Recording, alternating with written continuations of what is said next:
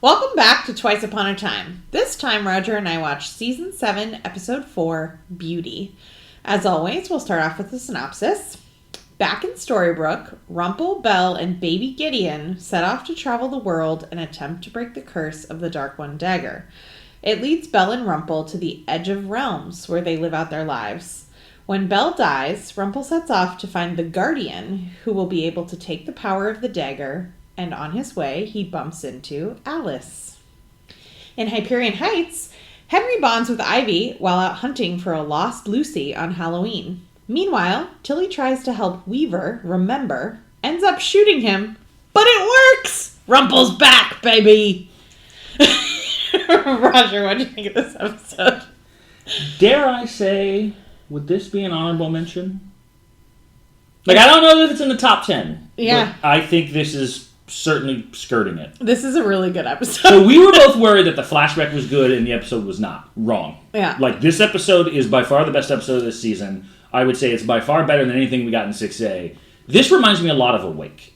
And the quality of the episode reminds me of a bygone era of Once Upon a Time. I would say this episode was... And even the annoying parts of this episode were far less in volume. Lucy actually didn't irritate me in this episode. Jacinda's meh, but not that bad relative to what we normally get from her. Yeah, I took 0 notes about the B plot in this episode. The C plot. Which plot are you referencing? Well, the A plot is the flashback part with Rumple and Belle. Beauty, essentially. Yeah, the B plot is Rumple and Tilly, and then the C plot is Lucy, Ivy, Jacinda, Henry. Oh, I have notes on that for sure. I just didn't pay attention to that occurring at all. But yeah, I agree. Most of the things that I didn't like are things that...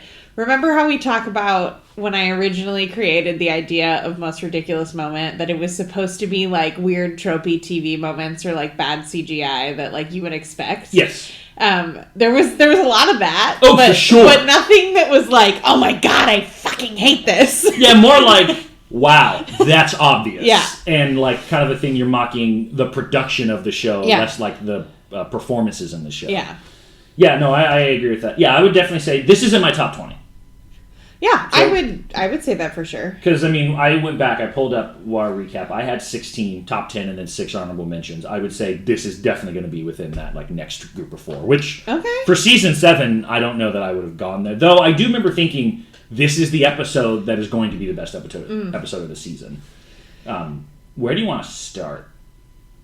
Maybe we should start with the C plot. Okay.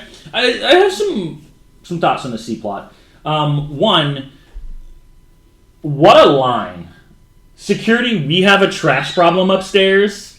Ivy is poison. Honestly, I'm a little disappointed she didn't dress up as Poison Ivy. I get that Marvel, Disney, but that would have been kind of funny. It would have.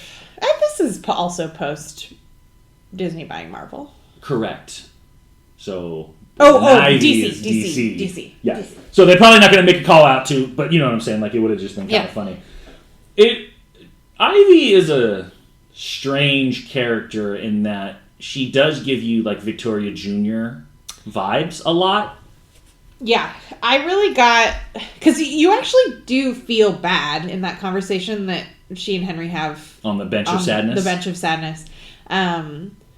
It's oh yeah, you really don't have anything, and your mother's approval is the only thing that you get. But part of the... that's also partially of her own making. You just could be not mean. You could be not so mean. I think it's in the Great and Powerful Oz, the movie with James Franco and Mila Kunis. Okay. And one of the plots is that Mila Kunis couldn't get any of the boys to look at her. Although, to be fair, I'm sure Ivy can pick up all kinds of male attention based on the way that she looks. Mm-hmm. But that doesn't mean that she actually has someone that cares about her.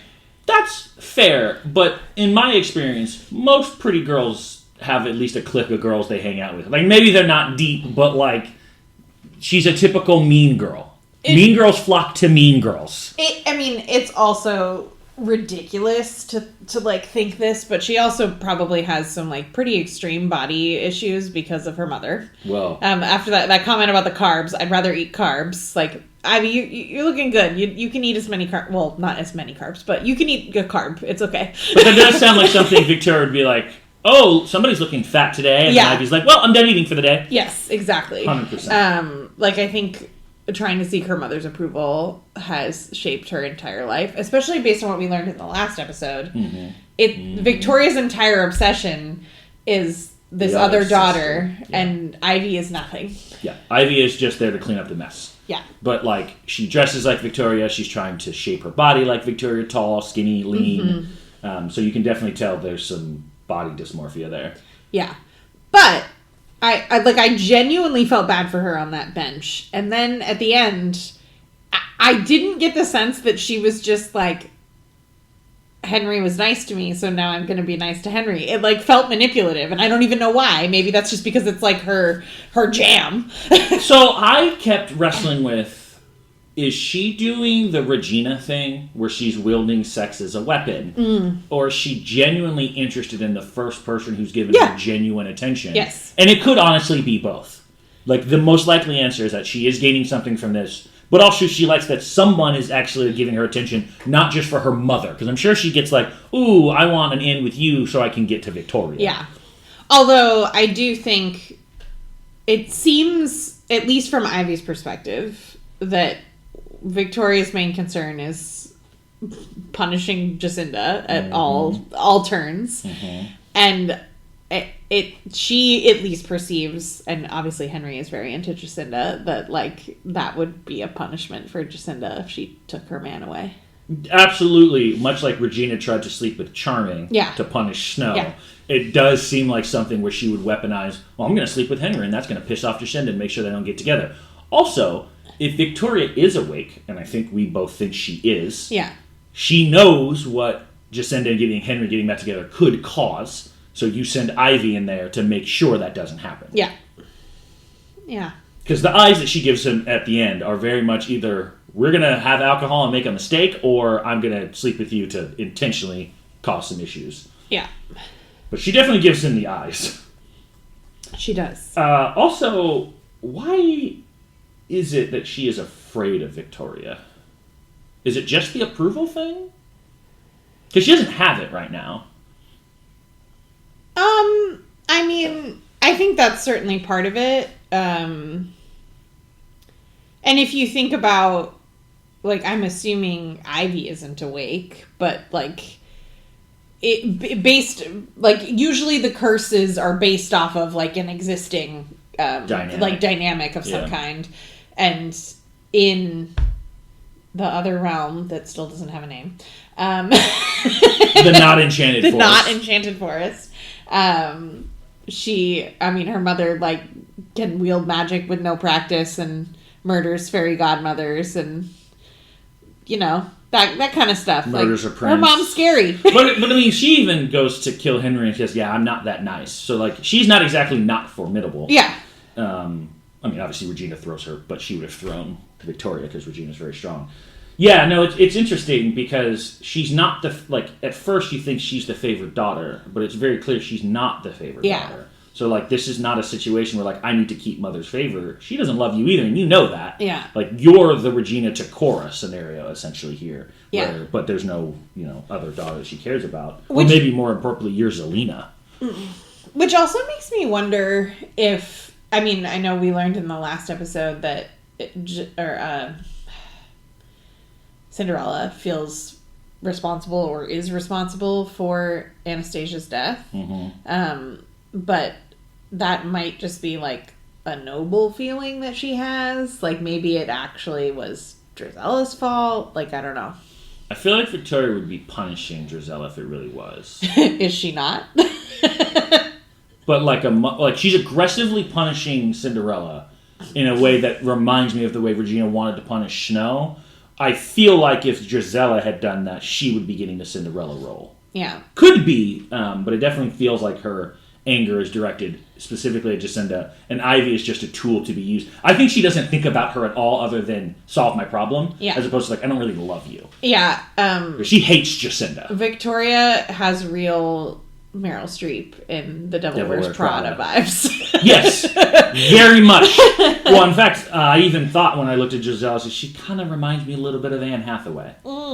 Except that she's the mean one. But I mean, just like you know, assistant who's being abused all the time, you know, gives that vibe. But yeah, obviously she's mean.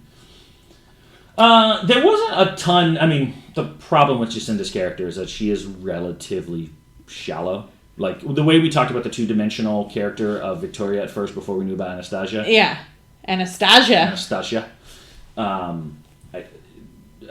Jacinda is just two-dimensional... Jacinda? Drizella? Jacinda. Jacinda. Jacinda is a two-dimensional struggling hero. Yeah. There's really nothing deeper to her struggle. Like, she is poor based on her bad choices and is trying to fight to get her daughter. Yeah. That's about it. There's not really much else to her. I also was annoyed... when Ivy is taking Lucy trick-or-treating, I feel like they tried to make Lucy, like, devious is not the right word, but, like, devious like Henry is devious. Like, clever. Like, yeah, clever. And I was like, wow, you, like, tried to set up this whole plot where she, like, gave someone milk duds so that they could pretend to be her to trick Ivy. But she also could have just run away and kept her own milk duds and it wouldn't have mattered. Like, it didn't matter. Like, Ivy wasn't paying attention or following her, so, like, she would have just been gone. I feel like that would have been better if they swapped costumes. Yeah, they needed to swap the whole costume. Like, she needed to walk around with Ivy for a long time. And then, like, they get to, like, Jacinda's store, and she's like, where the hell is my daughter? Yeah. And she's like, that's her, right? Like, I feel like that would have been a play than just, like, she looked over and was like, wait a second. You're not what's-her-name from Frozen. Like, that's true. Didn't work the same way. Although perhaps Lucy just wanted to play a prank on Ivy and also get away, which she could have done regardless, and she rightly recognized that milk duds are disgusting. I mean, I would be disappointed if you gave me milk duds. Why are they so chewy? Why are they so chewy? I did like the Lost call-out to the Apollo bar. Yeah. That was a nice touch. There were so many Easter eggs in this episode. Like, so many. The Apollo bar, I also really liked... when Ronnie serves Henry that drink and he asks for more cinnamon. Yeah, the poison apple, obviously. Need some cinnamon. There was something that annoyed me a little bit about this episode overall and the Easter eggs. I feel like they're in a better shaped story, they would have been clues, but we already know all of those things. Like, we already know that Tilly is Alice. No, we didn't. Yeah, she says, I'm Alice in that episode where she meets Henry, where she kidnaps him from the ball. Oh, I thought we don't get her name. I mean, it just felt very obvious. I don't think it was. No, I'm Alice. And he says, you from had Wonderland? one weird trip and that's all everyone knows about you. Yeah. So we did know that was Alice. That's right. And, like, Yeah, you're right. There should have been... so, like, if you take that away and we hadn't figured out that was Alice, the girl in the background, Justice Alice, would have been a great, like... Yes. Alice in Wonderland is here. That's interesting. Yeah. And then she starts saying the things about, like, I want to be big, I want to be small. They, like, set it up, but then they had already given it away, which is a bit of a mistake. Kind of like how we talked about. That's what I'm saying. Yeah. No, that's fair. I had forgotten that they had revealed that, because there was no need to reveal that back then. No. You could have just had to be a creepy girl. Yep. Especially because there was an Alice in Wonderland that's part of this universe that isn't that girl, so I would not have gone to Alice immediately. Even if it was verbally or visually obvious, sure. Like, they didn't have to explicitly say it. She was dressed like Alice in Wonderland, and I'd be like, well, it might be Alice, but I don't know that. Yeah. Do exactly what they did with Tiana. I pretty much had an obvious guess that it had to be Tiana because there's only one black princess. But we didn't find out until last episode. Well, and they like, Jacinda is... Cinderella. Yeah. Like, they definitely are swapping races around. Like, that it would have be to mean anything. even more weird, though, if you finally introduce a black girl into this show, which we really haven't got much of other than Ursula, and she's not the one black princess we have. True. Like, that would be shocking. But I hear True. you. It could be a Sleeping Beauty Part 2.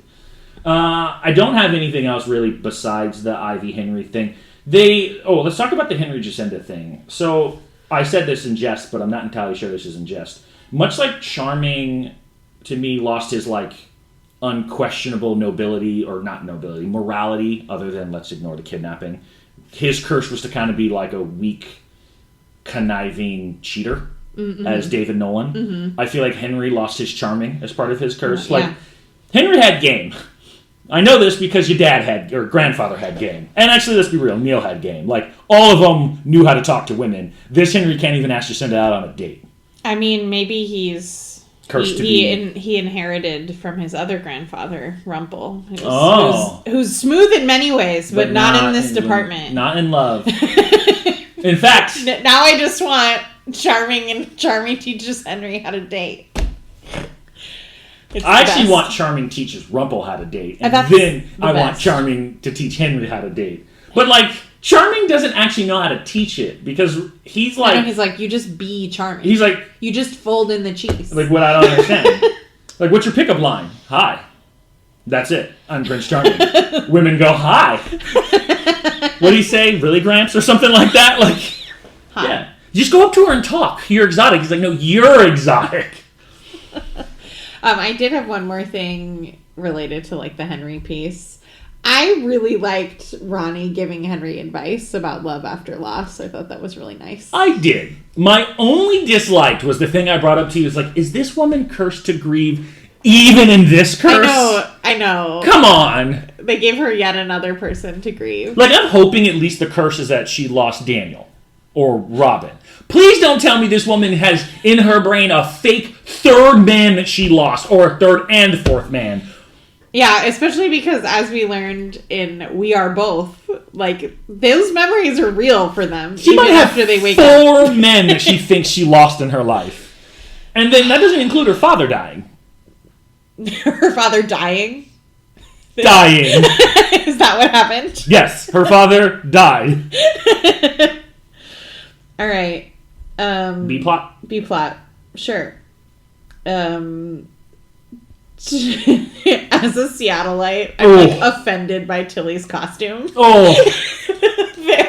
They're like, it actually reminds me, long ago, I worked on a project in Seattle, and they would make this like fancy New York firm would make all of these like design drawings of what it would look like, and all the people were wearing like high heels and suits, and we were like, look, people in Seattle don't dress like that. So they came back and everybody fucking looked like Tilly. They're like wearing the grunge shirts with the holes in the pants, and I was like, okay, well, this is now offensive in a different direction. Like, for those of you not familiar with Seattle, yes, we are known for grunge music. That's not wrong, and if you're going to a Nirvana concert in 1991, that might have been how you dressed. I would not say that is the standard way that everyone dresses in Seattle, though. Flannel, not wrong. It also never seems to rain. It never rains. Mistake number 1 about this Seattle is that it's not raining most of the time. Like, and to be fair, another misconception about Seattle is that it gets like a lot of inches of rain. Like monsoons. It doesn't rain hard here a lot. It sprinkles all the time. Yeah, it rains all the time. And more importantly, regardless of what the weather is at any given moment, it's about 5 minutes away from a rain. Yeah. Like, it's sunny right now. It could be raining in 5 minutes and then be sunny again in 30 minutes. That's actually Washington weather. Yeah. Whereas in this Hyperion Heights, it's just pretty. And I'm like, that's true for a couple months. Yeah, maybe it's July. Though it can get painfully hot in July. Yeah. Now, granted, she is homeless. What do we call her? They call her a street rat at one point. Which is weird, because I was like, are we talking about Aladdin? Yeah. She seems to live in that, like, cargo container. Yeah. That was a choice. Yeah. I mean, I think they're trying to... it's like they're trying to set her up as, like, one of Sherlock Holmes' like street urchin informants. Definitely what I took from that. I mean, you can still be an informant and have a house. Yeah. Yeah, I mean, but I think they're like she's the druggie. They're probably not handling it super well. Well, she's not a druggie. No, but I'm saying she's taking the druggie role. Yeah. Yeah. I think they're like trying to lean into like her mental illness, but they're not handling like portraying houselessness very well. No. What'd you say? Houselessness. Is that the new term? Yeah, that's one of the ways that you can say it. I feel like these terms change every 5 weeks. They do. Okay. The other thing that's interesting is that, so we talked about this a little bit, and I think in the previous episode, about like the shared delusion. Her mental illness does seem like she remembers something that is real. So like she has essentially got 2 lives in her brain. Yeah. Which is like, I know like Rumple, when he absorbs Neil, which is a wild ass statement, basically has two minds inside of him. She seems to have a bit of that. Yeah. Or Jefferson also had that going on. Well, Jefferson wasn't ill, though. He just actually knew the truth. That's true. He just seemed ill because everyone else did not. Yeah. He actually wasn't crazy. Yeah, and I guess I don't know that she gave him any cursed memories. No, his curse was that he didn't have any cursed memories, so he had to watch from afar. Yeah, that was actually one of the things I didn't like, which, like, maybe you could argue, like, Victoria's controlling this curse, but, like, you can't just call someone else's doctor and ask about their medication. Yeah, I was trying to figure out how she would know about that. And she said that she called, so she looked up the like name on the thing and called her doctor, and then the doctor was like, "Oh yeah, Tilly's supposed to take those." Like, no, that's not how HIPAA works. Like, look, in Storybrooke, I buy that Mayor Mills has enough power to deal with the one. I don't even know who the town doctor was. Whale. Doc, obviously, and Dr. Whale. I think it was Doc was a pharmacist. Yeah. So I could believe that she could intimidate the pharmacist in tiny little Storybrooke, Maine into giving her the info. This is big Seattle City with, like, HIPAA laws are still going to apply here. So, like, there's no fucking way she should be able to call up a doctor and be like, hey, this girl who is not related to me, if that's her daughter, she could get Ivy's information. That makes sense. I think No, you can't. Actually, Ivy's not an adult. Or Ivy is an adult. Yeah, so if, like, she could get Lucy's information. Yes. She is the guardian of Lucy. That makes sense. She's not Alice's guardian. I guess maybe we're meant to believe this could have been that there is no doctor, that, like, Victoria is providing her. That. But why doesn't it work? Why didn't the curse work? I think it did, but it's wearing off on her. But why? That's a good question. That's what I want to know. It's also possible that she wasn't part of the curse and then came over, and then when Victoria realized that, she started drugging her to make her forget. That's why it, like, wears off. Those are some wild-looking pills, too. Like, what? Those are huge! They're huge, and they have tiny little pellets inside of them, and why are they so, like, blue? They're so blue. I wouldn't want to take that shit. Nope. I think... Sorry, go ahead. Oh, just when Tilly breaks into Victoria's car, again, with the, like... The who are you banter is like Alice in Wonderland. But we already knew that, so it's like less of a hint, it's more of an Easter egg. Am I to believe that Victoria Belfry, let's argue the most powerful woman in Seattle, parks her car outside where anyone could get to her car?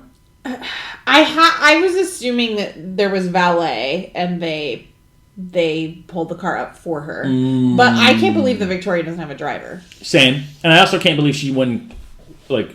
She knows that people don't like her. Wouldn't she want the safety of her parking garage as opposed to the street where any street rat run break into her car? Maybe that's why she needs to build a new building, because her parking garage is not designed properly to allow access inside. Sure. Yeah, that's fair. I think Tilly is a much needed addition to this show, and I think they need to use a lot more of her, because I think she adds something interesting, and she is kind of the tie between the cursed world and the current world. Yes, I agree. I think she's a great character. Yeah. Especially her and Rumple. Yes. Like, she adds a dynamic to Rumple that I don't know that we've seen in a long time. Because he's still allowed to be his kind of conniving Rumple self. But he clearly cares about her in a way that, like, it's not his kid. At least let's assume it's not his kid. And he's not in love with her. But he just seems to be doing the right thing by her. He needs something from her. But, like, at the end, he did not need to keep her safe. And he chose to. I mean, she shot him, and he chose to keep her safe. Well, that's a little different, because I think he's awake now. Well, I also think he's awake now. So I think he realizes that, like, awake Rumple is, like, now he's playing 60-degree chess. But, like, just Weaver, who's not awake, still had an affection for her. Yeah. So, like, that is unusual for Rumple. Which, as we discussed with the dynamics, if they have that kind of dynamic, I'm really curious what develops from them bumping into each other in the enchanted or non-enchanted forest or whatever. Also, Henry driving by is pretty funny. Yeah, that was really funny. Yeah. I feel like you would recognize your grandpa. Yeah. But he was in a hurry. He was. But also, I think he would have seen Rumple. Yeah. Yeah. Yeah, he would have. He looked the same. Yeah. It's Rumple. Also, I see a portal. I'm probably checking to see who comes out. Yeah, that's true. Just in general. No, I really liked it, though. I thought that all of the Rumple Tilly stuff. One of the things, look, I understand Alice is a tough street rat. I don't give a fuck who you are. Unless you are Rumple, post with your immortality, you fly out of a car and roll on the street, your ass is not popping up unless you are Steve Rogers and just running. That's true. And she just like had no scratches, nothing broken. Like, do you know how much that would hurt? I've been thrown off a moving car. That is not something you just walk away from quickly. What were you doing? We were car surfing. Yeah, sure. We were teenage boys, in my defense, so the brain hasn't fully formed. I also... God, the look of disapproval you just gave me hurt. Sorry. She also managed to get a gun off of Weaver, and granted, she was distracting him, but that's another, like, you're supposed to have a strap over your gun so that you have to unsnap it to remove your gun. I don't think Detective Weaver follows those rules. Why? Because he's a corrupt detective, right? Like, he's just going to be more casual about that. And also, the whole point is that, like, Alice kind of disarmed him in the sense of, like, he's not going to think she's going to do that. Even if she's unstable, he's kind of arrogant. And, like, she's not going to go at my gun. But the strap is to protect you. I know. But, like, you know, it's like how there are some people who tuck their gun in their waistband. Yeah, that's dumb. It is dumb. Shoot off your butt. Or if your balls. you were Plaxico Burress, you shoot off your gun in a nightclub and go to jail despite being an NFL player because you tucked it into your waistband. Like, I hear you. Gun safety is important. We also live in a country in which, let's say, gun safety is not taken as seriously as it should be. Yeah. They're in Seattle. It's not taken as seriously as it should be. Also, what a ballsy move by Tilly. Well, especially because she clearly, like, remembers stuff, but she doesn't have, like, she doesn't clearly understand what's going on. She does remember, you told me to do this. Yeah. And I think that's what makes it clear, like, you're Rumple, I gotta wake you up right now. Yeah, I guess. At that moment. And I'm sure he can't die. Well, we know that. Yeah. He should be, and Roger says, like, you must be immortal, you should have died, which is a very clear indicator. That was so much blood. He was bleeding. He was gonna die. There was no way a mortal man survives that. Unless you are the Dark One. I also have to imagine, which we talked about, like, Rumple protecting Tilly. I just can't with it. There's too many names. Alice, Rumple protecting, or I guess Weaver protecting Tilly. Sure. She must have called the police, even though she knew that she would get in trouble. 100%. Yeah, which is great. Yeah, I mean, she did the right thing, but I think she also was taking a gambit, like, this is going to work. This has to work. Yeah. And although now she took her medication because I think she felt bad about shooting him. But I think she also knows that, like, if I did wake him up, he'll protect me. So, like, I think she made the conscious decision to be like, I'm going to trust you because, you know. And also she feels guilty that she could have killed him if she was wrong. Yeah. You brought this up, and I've mentioned this before when we've watched this, but I love how casual they are about queerness here, too. Oh, for sure. Like, Tilly just, like, mentions that she has an ex-girlfriend, and it's, like, not a thing at all. Like, Weaver is not... Doesn't blink an eye. Nothing. And then that amazing line. You looking for a prince? And then she winks at him. The best is the way Rumple just looks at him like, no. But, like, he's not offended that, like, she implied that he might be gay. He's just like, I'm not looking for that. Like, I mean, honestly, I feel like our true Rumple response was, I don't look for princes. They look for me. We don't chase, we attract. Yeah. I think a true Dark One response would have been that, but I think this Rumple is a little bit more focused. Well, also, like, Rumple is, like, still fully committed to Belle at this point, so, like, he was taken aback because he's like, of course I wasn't looking for someone, male or female. Yeah. My wife just died. You notice that, like, the scaliness is gone. Mm-hmm. Like, that, like, the curse, essentially, of the darkness of that piece has seemingly faded away entirely. Yeah. Probably because he's happy now. They also did mention an interesting thing in, like, the, not cold open, but, like, kind of like the flashback. It's been a quiet year. Yeah. So, like, you know, when we think about Storybrooke in the first 6 seasons, some crazy shit was always going down. Yeah. And then post-Black Fairy final battle, maybe it was really the final battle. Yeah, things are quiet. Isn't it kind of jarring to see Belle and Rumple happy? Yes. It's so strange, and you're like, oh... This is the Belle and Rumple I like again! We're back to season on! Well, and it felt so normal. Like, she's, like, anxious and freaking out about their, like, child's birthday. Yeah. And he's like, it's a child's birthday party, like, for people that like us. Like, it's fine. Even if it's a disaster. Like, what's the worst that could happen? I promise you, A, our son has been through worse. And B, he's not going to remember. He just wants birthday cake on his face and have a good time. This is not some elaborate event that, like, they could forget all those things. Gideon's still going to have a blast. Yeah. It's okay. It was very... Also, seeing Belle being... Kind of like how Snow White was when she was kind of just overwhelmed as a mom. Like, remember when they had baby Neil and Snow was, like, just a little on edge and not... And, like, oh, Belle's going through it. Because this is Belle's first kid. Like, she's never raised a child before. Whereas Rumple's like, I've been here. Been there, done that. I did that. I mean, like, what's the worst that could happen? He falls. It's that you fall through a portal, your son falls through a portal, and you don't follow. That's the worst that could happen. So, like, this will be fine. Aw, did someone lose another son? It's a fucking wild-ass statement. Anything else you want to talk about on the B plot? No. Okay. Let us get to the main event, and I don't want to say it's the best flashback we've ever gotten, because Skin Deep exists, and... the Charming's origin exists, but boy, that's a great fucking flashback. Like, it just felt like a perfect conclusion. Like, if Charming's had the best intro to a story, I don't think you're going to get a better conclusion to a relationship than what we got to see in Beauty. Yeah, I mean, first time season 7 made me cry. Oh, yeah. That made me cry, and I very rarely cry at this show. I mean, like, Robert Carlyle's, like, acting was just top-notch.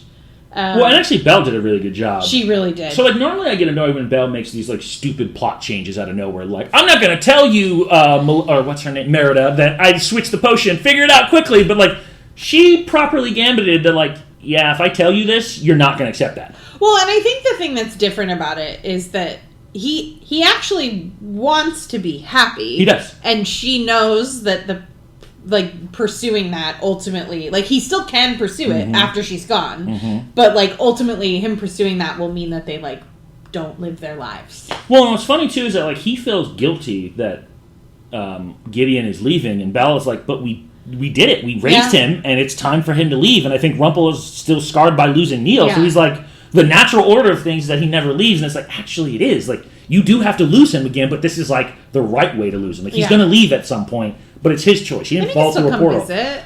I did think that it must have been hard for Gideon. Like, we don't really get any of his perspective, but, like, his parents moved to a place where they, like, age way faster than him, so he sort of, like, missed the rest of his mother's life. Yeah. I don't know. I mean, obviously their life is so odd that who knows how he feels about that. And, like, you know, he knew that his father is probably going to outlive him. Yeah. You know, it's just, there's That's true. Weird things that you accept about the Stiltskins. I will always love that line.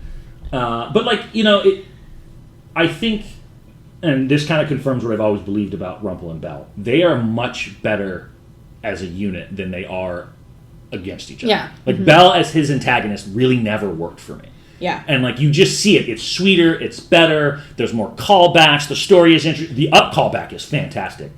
I mean, speaking of crying... Oof. I will never forget when I was in college, I, like, was in the film club and we screened up and we had more attendees than we'd ever, like, people were sitting in the aisles. There wasn't enough room in all the seats. And, like, most people hadn't seen it yet. Yeah. And just that, like, it's, like, the first, like, it's the opening. 5 minutes, I think. And just the whole theater, all you could hear was... It is awful. Like, how could you start me on a movie like this? I am not in an emotional place to watch the rest of this movie. I need to, like, pause and reset. Well, and I also thought it was interesting the way that, like, because they're sort of... the first time you watch Up, you don't know that that's what's going to happen. But now that they're assuming that we've seen Up, or at least... You're aware of it. Most of the people would have. You know when that music starts to play what's going to happen. You know what that means. Yeah. Which, you knew that was inevitable anyway. Like, that's the part that is like, Rumple, you were always going to get to a point where Belle was going to die before you, right? You're not going to die before her, barring someone kills you. And I think what's interesting is that, like, Rumple got what he finally wanted, and ultimately was still left with a chase in the end. Yeah. Like, he did everything that we've always wanted him to do. He stopped chasing power. He stopped trying to connive. He just became a father and a husband. Oh, by the way, your wife dies, your son leaves, now you've got to figure out a way one more time to get back to her. And it's like, and she says, like, you've always come back to me, I've always come back to you, which is true. They've always found their way back to him, but it's like, this feels so much worse. Yeah. Because, like, in season 1, it seemed like she was taken from him. Mm-hmm. So it's like, well, she's dead, and he kind of just, like, accepted it, but he was still pissed about it. This is like, well, now I have to die. Yeah. Which is like an inverse of how Rumple has always been. Yeah. He didn't want to die, now it's, I do not want to live. Yeah. Which I'm curious how you feel about that, because I can see, like, immortality seems great, but if you lose everyone that you love, like, eventually you might want to give it up. And the dagger is a big burden to bear. Like, he's not willing to give it to another person. Yeah, that's interesting, because I think I look at it differently from what stage of life that Rumple is in. Mm-hmm. The early Rumple did it for... He's like 500 years old or something. 100%. But, like, the Rumple that did it to save his son was justified. And then he had to stay alive to get back to his son. Mm-hmm. And then in between there, he found Belle. Well, but then Belle died. So it was just all about Neil again. Neil's dead. Belle's dead. Yeah, he could stay alive for Gideon, but, like, the natural order is that Gideon should see his father die, not the other way around. So, like... I feel like he's finally at a point where it's like, well, what is there to do? Well, and I think that he probably always carries the thought of, like, what if somebody kills me, takes the dagger, and wreaks havoc. Yeah, and he, like, doesn't want that. Well, and he's talked about it. I don't remember what season it was, but I think it was after the Zelena season, where he said, like, this dagger is a problem because anyone who gets a hold of it is dangerous. Yeah. Because I can't stop them when they have control of me. So I'm really interested in this guardian concept. Yeah, that is an interesting idea that, like, we give it to someone who is essentially... Because, like, Emma couldn't handle it. She was the savior. Yep. But it wasn't... Like, I would have figured the Guardian would be the savior. Yeah. Right? The greatest light, blah, blah, blah. But it was not her. Mm-hmm. And it was obviously a problem when it was her. Also, hey, Rumple, you know what I really loved that he did in the end when he reached for the dagger and Belle said, no, don't make me live longer? Do you see how he respected his partner's wishes and didn't use the dagger to extend her life? I also thought about that. That's a good job by Rumple. And Rumple has been a selfish man his entire life. And he goes, nope, that's a line too far for Rumple to go. Yep, that's true. You can guess who one of my losers in this episode is. She's not even in it. And yet... some things never change. I did also like when they're gonna build the house and he, like, pulls out the dagger. Your wish is my command, Mrs. Gold. And she's like, we've seen Belle a lot of times say, like, don't use the dagger, and it was kind of nice this time because she was sort of like, I think it'll be fun to build the house. Let's build the house. So my issue in the past was always that Belle was seemingly commanding him because it was her morality that didn't, as opposed to, like, how about we just go on an adventure together? Mm-hmm. Like, we don't need to rush this. We can just have fun building our house. And Rumple's like, all right, let's do it. Like, it was like an agreement. It was like a charming agreement where, like, they both were on the same page as opposed to, like, you want to do X, I want to do Y, we're going to do Y because I say so. Mm-hmm. This was a couple making a couple decision. Yeah. Well, and I have to imagine, like, he probably did use it because, like, I can't imagine that they had a bunch of house building tools, so maybe he used it to, like, procure the tools that they needed to build the house. And we've also talked about, like, the essence of dark magic and good magic. Like, I thought it was who used it, and then at one point we thought it was maybe what are you using it for, but then we find out in the Dark Savior that, like, any magic she uses is bad magic, regardless of whether it's for good or not. So, like, it's unclear to me. I think that it's unclear to the showrunners also. I think it is based on storytelling convenience. I think you're right. Though Rumple does make that point of, like, when he needs to conjure up dark magic, he uses the thought that his worst moment. But then there is the inverse of that he uses with the spinsters. Mm-hmm. So there is, like, I do wonder what side of his brain is he using to conjure the magic, which would be the good or the dark. But they did also at one point say that, like, the poofing, like, appearing where you want to appear is dark one magic specifically. And I am like, that's weird because, like, Regina can do it and she still does it. Yeah. I don't know. I mean, it's also possible that people are talking about things they don't fully understand. That's fair. Unreliable narrators. That's fair. Belle also falling when she opened the curtains, like, in Skin Deep was... That was tough. That was where... Because I remember thinking, oh my god, is she going to die in his arms? Is basically like a complete full circle to, like, kind of the moment that we realized he was in love with her. Yeah. And you're like... Also, the flashback seeing how skinny Rumple is, and you're like, the weight gain was perfect here. Yeah. Like, he looks older. He looks like a man who's been weathered and done some stuff, whereas, like, he's so tiny, in the flashback. He looks like a scary little imp. He does, like, and now he looks like he looks more human, too. Like, he just looks like a man. Between the up callback and the very, very aggressive skin deep, this was a perfect flashback. Like, that was exactly why we like Once Upon a Time. Yeah. I don't really have much else to say about it other than, like, well done. Yeah, it was great. It got me. Got me right in the feels. No, I mean, as it should. Like, it's funny that for as much as we couldn't stand Rumple and Belle's 3-year just awfulness, they still got enough in the juice. They can just pull out and be like, all right, you're right. Like, I was sick and tired of you from, like, season 4B on, and I was like, got me. Like, they're good. They did it. He's happy. It's also funny in that, like, it's like they both finally got to the point that I always wanted them to be. I want them to be in the middle. I don't want Rumple to come all the way to Belle's side, but I don't want Belle to come to Rumple's side. And, like, they kind of went to, like Belle is very books, but they also, their son went into a school for magic, presumably. So, like, they did embrace both. It wasn't like, we talked about it with, because you said magic is like a gun, like it's a thing that, but, like, they don't seem to have that philosophy. They're like, well, it's how you use it. It's not necessarily inherently evil. Yeah. So, like, Gideon studying magic and using books, which is a combination of his parents, is like, that's the compromise. Yeah. We'll be scholars about it. We'll be intelligent. Also, why did it take us so long to let Belle be, like, the magical scholar? I don't know. It's such a perfect role. Every time they let her do that, it's the best. It worked every time. Belle and Hook researching is, like, one of my favorite things. Belle telling Merlin what to do, and she's got this, and he's like, wow, you're good. Like, you know how hard it is to impress Merlin? Mm-hmm. Like, what took you so long? Okay, I got nothing else other than some questions and some lines. I already went through all my lines. Okay. So, take it away. Question number 1. Who was Regina dressed up as? Yeah, you said Marilyn Monroe, which I don't know that I've ever seen Marilyn Monroe wear jeans, but also she still is a bartender, so maybe she assumed she'd be standing behind the bar, so she didn't care. Like, obviously, if you're going for the classic skirt look, you'd go for the white dress or something. Yeah. She also looks like a 50s pinup to me. Yeah. But I was like, is there something Disney related that I'm not catching? Not that I can think of. Yeah. That doesn't mean that it doesn't exist. Like, is there an evil queen who dressed like that, or some sort of Maleficent call? But, like, I was trying to figure it out. Like, I don't know of anyone who dresses like that who's the evil villain. Yeah, I don't know. Or maybe it's just, hey, Regina, you look good as a pinup. Let's do that. I do always love in like a TV show or a movie when it's like Halloween and everyone is dressed up all ridiculous, and then you have to have like a serious conversation. While dressed up in absurd costumes. Totally. This kind of reminded me of Shattered Sight, where they kind of all are in costume, but at the end they kind of just burst out laughing because you're like, what am I wearing? Question number 2. Did Ivy give Henry the eyes? Yeah.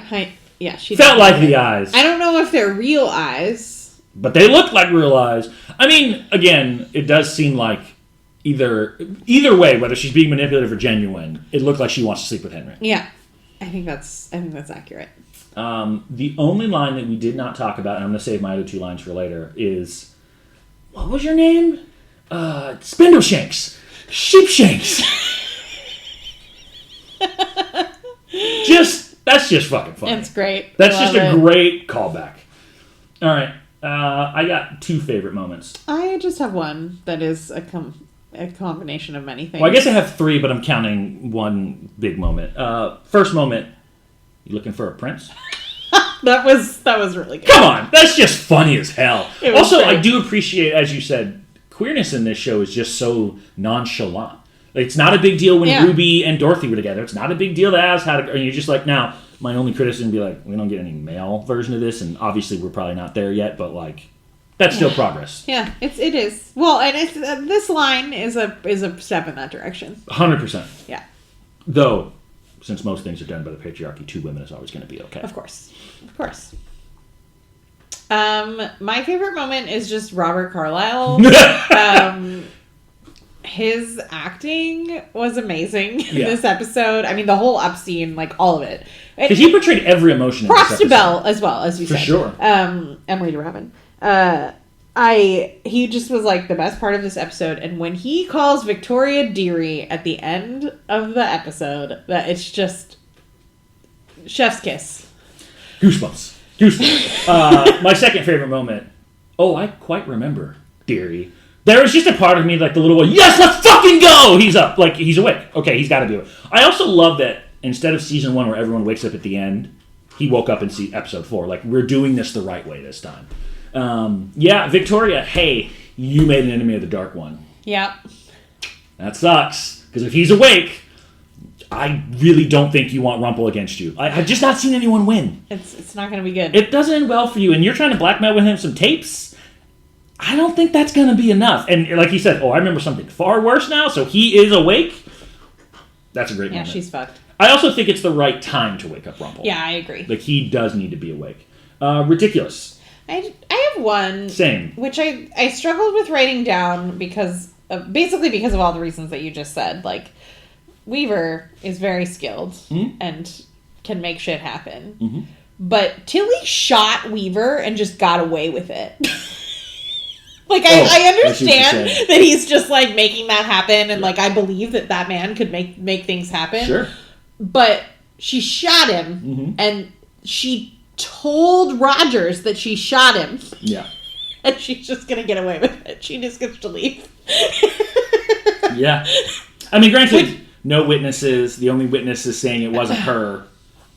You know, if he doesn't want to press charges and he's a cop's word often is going to win. That's true. But you're right. It is kind of hilarious that she's just going to shoot a cop and we're just like, and the other detective knows and is like, okay. Which actually does bring up a dynamic that we didn't talk about, which was Rogers and Tilly. Yeah. He also clearly has some soft spot for her that he's not going to say, like, well, she told me that she shot him. Yeah. And then they played chess, and that was sweet. I also kind of like we saw this in Awake, where Charming or Snow looks at Rumple and says, you don't understand, you don't have a child out there. Which we, of course, at the time knew now is that, like, well, he did have a child out there.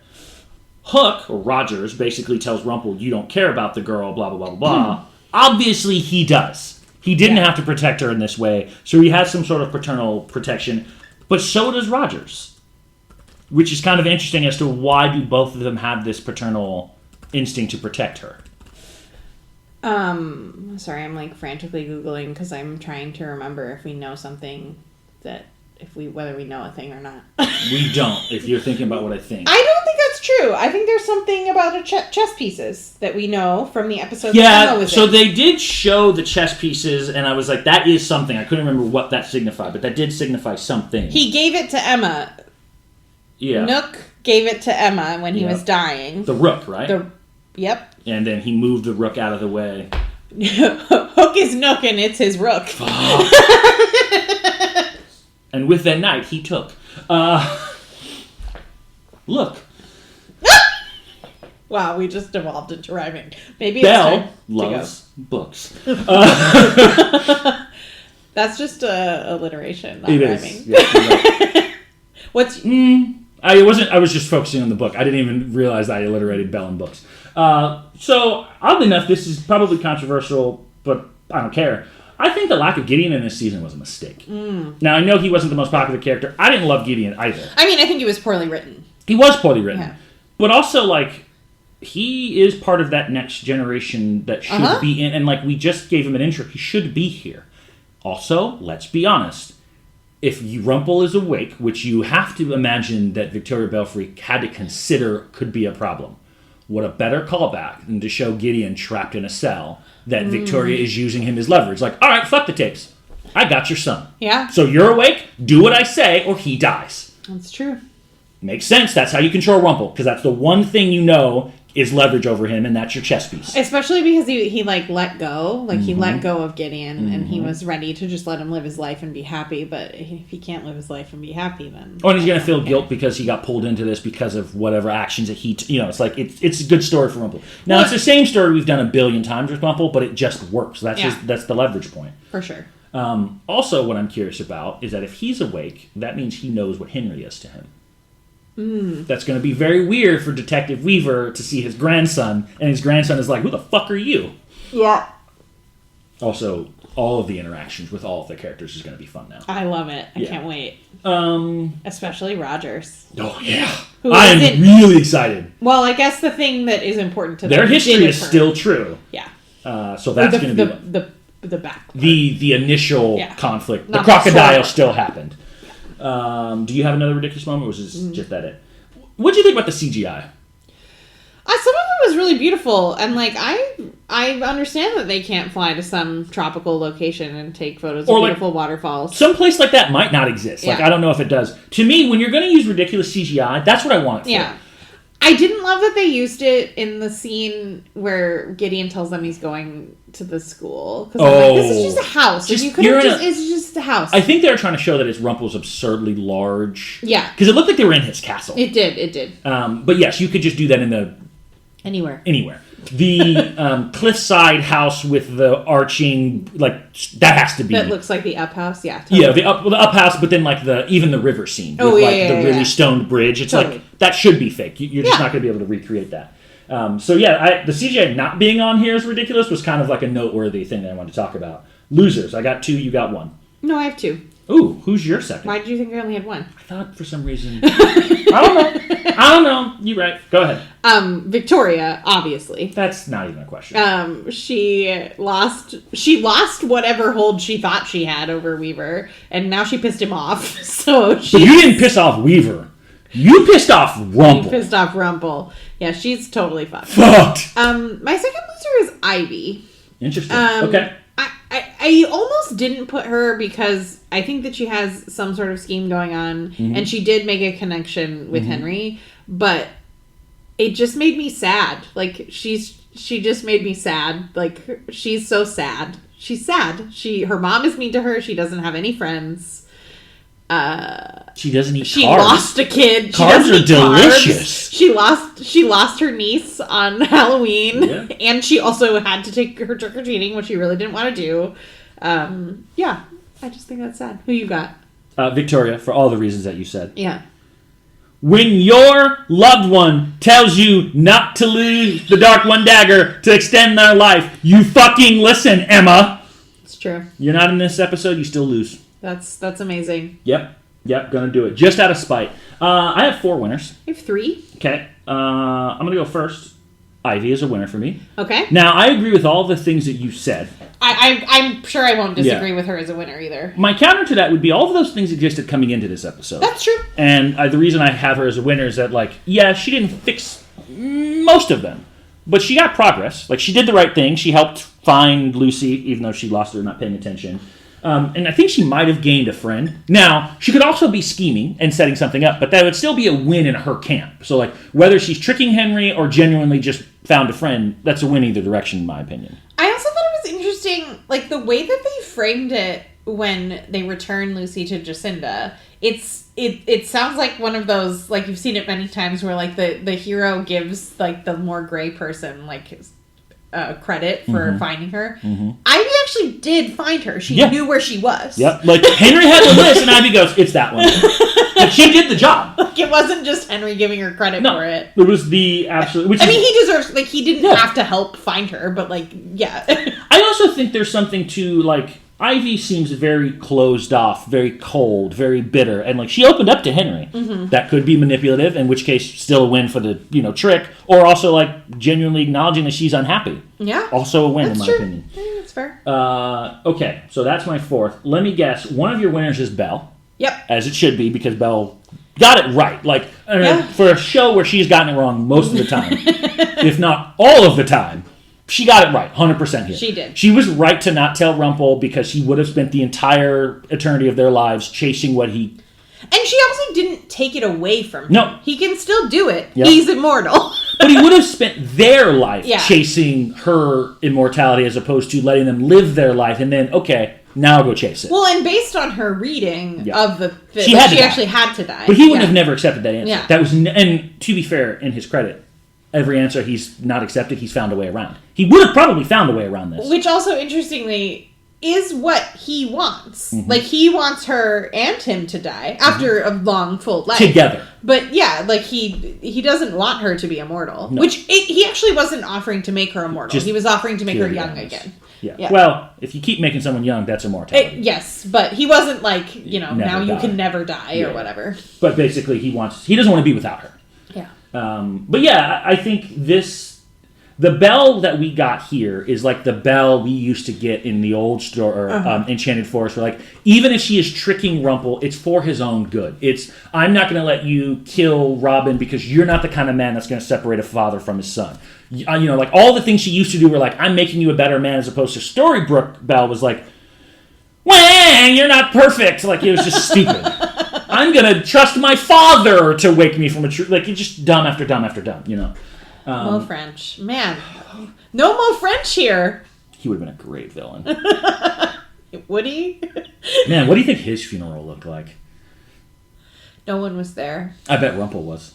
And it was full of flowers from his shop. I bet Belle was there. Belle was probably Belle was there. Belle was there. Okay. I bet Rumple is a winner. Yeah. I mean, he has to be. He was great. He was so good. The acting was really good. He, like, you see what he wanted and what Belle wanted for him. Like, he realized that. Like, he led a beautiful life with his beautiful wife. So, it's interesting that, like, we got to see kind of Rumple at the end. And this kind of answers the question of, like, well, what did Rumple really want in life? Which is what he got. Yeah. He got a very long life with basically, like, he didn't want a bunch of friends. He didn't want to be around a bunch of crazy people. He just kind of wanted to live with Belle and be happy. That's what he wanted. Which is different than what Regina wanted, which is different than what the Charmings want. Like, but like, in the end, he got a happy ending. But not an ending. Yeah. He got a happy life. Yes, like, it's weird to say that it's like, that would be the end of the story, but it's not the end of his story. Yeah. So I guess you can say he got Belle's happy ending. Yeah. So he got half of the equation. Your last winner? Tilly. Alice. Agreed. 100%. Mostly because she did the thing that woke Rumple up. Yeah, and she got away with murder. And got away with attempted murder. Attempted murder. Also, just her lines were, you're looking for a prince. That might be in my top 20 to 10 lines all time. Also, she's not scared of Victoria at all. Or Rumple. She's like, not at all. Like, it's weird that these, like, most people are terrified of Rumple, and she's just like, hey, you looking for someone? Not scared of Victoria at all. Like, she's out there. Which not Cruella crazy, but Cruella didn't seem to have a fear of anyone. Yeah. And I kind of like that about her. Yeah, I like that too. Who's your last one? Ivy. Oh, right. Rumple, Belle, Ivy, Alice. All right. Well, the next episode is called Greenbacks, which Boogie. Money? Like, I don't know what that's meant to mean. That sounds like a Victoria plot. There's something. There's also... What's Victoria's last name? Belfry. Yep.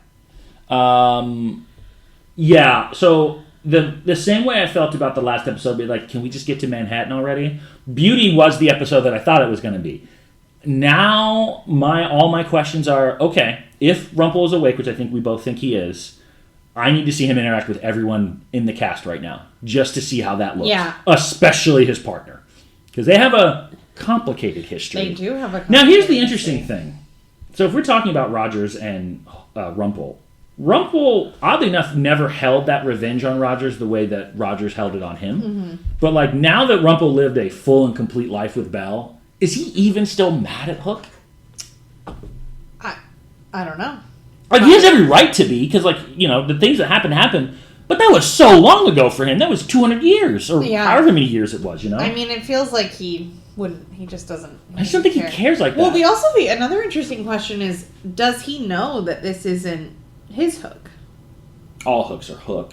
Right, I just, like, does he know that, like, everything that happened after the crocodile... Is separate for him? Like, I don't know. Like, obviously he knows that Hook was in Storybrooke when he left, but that was a long time ago. Because Gideon was a baby, and then they left, and then he was an adult, so he's at least, like, 18 years. Yeah, because he might not know that this is a different Hook. Exactly. Because they do still have the shared past, but they don't have the shared season 1 through 6. Yeah. Like, this Hook actually didn't try to kill him. Correct. He probably did for a while in... Yes, but he never, like, Yeah. Like in season 2, he literally poisons Rumple with the hook. Like, none of that happened with these two. Well, and I guess also it's not Hook's Rumple either. It's not this Hook's Rumple, because there's also a Wish Rumple. Oh, yeah. But I guess because their stories have now diverged. Yeah. But that Rumple, because that curse never happened, that Rumple went mad. Yeah. But that wouldn't change anything for Hook. It is basically still... Actually, this Rumple is a better man than that Rumple, which is going to make it... Because this Rumple never got Belle. Like, Belle just died in a tower. Yeah. Well, and he also... Yeah, I don't know. Yeah, that's a fascinating dynamic. Also, Rumple and Ronnie. Like, last time, it was Regina who was awake. Mm-hmm. And Rumple was the one who's under. Now, you know he's going to take some delight in being able to taunt Ronnie. Of course. Yeah, I just think that's maybe her pleases will have punch. Oh my god. Could you imagine if he can say please and it does have punch on her again? That would she has no idea. Hilarious. Yeah, no, I'm really looking forward to that. I think I want Ivy to move towards a middle character. Not necessarily a hero, because we do have a problem with, like, every villain gets redeemed. But Ivy in the middle would be interesting. Yeah. Like, I'd love to see her work diagonally. I want to see some more Tiana. Yeah, I also want to see some more Tiana. I loved the amount of Jacinda and Lucy in this episode. Agreed. Would love to maintain that. Just enough. I don't think we will, but this would be the right amount. Yeah. I would also love some more Rogers. Oh, for sure. And I think we will get some more Rogers. Yeah. So, last question before we wrap. Is this better or worse than Awake for you? Which I think we both agree was the best episode of last season. That's a really tough question. Because both of them focus on characters we love and know. Yeah. I think this was better than Awake. But I don't know. Like, it felt... Remember how frustrated we were with how Charming and Snow, like, didn't have any good storylines? But they did at that point. That was the... That's true. But it was nice to see that again. But this also... I remember the first time I watched this episode, season 7, episode 4, that I felt like, oh, I'm actually excited. I want to know what's happening now. I think they both tie as far as the flashbacks. Like, they were both equally great. I didn't recall loving the main plot of Awake. Like, that was like the flower or some... It was something nonsensical with Gideon and the Black Fairy was like, I thought the main plot of this was good. Yeah, I agree. So I do think this is better than Awake. And I was surprised at how good this episode was. I'm also now remembering how annoyed I was that this was season 7 was the first time that you didn't watch the show in real time. And I'd be like, I want to talk to you about this episode. And you'd be like, oh, I haven't watched it yet. And I was like, what? Yeah. Watch it now. 6 really did a number on me. Okay. Yeah. All right. Well, please be sure to join us next time when we watch Season 7, Episode 5, Greenbacks. We will see you next time.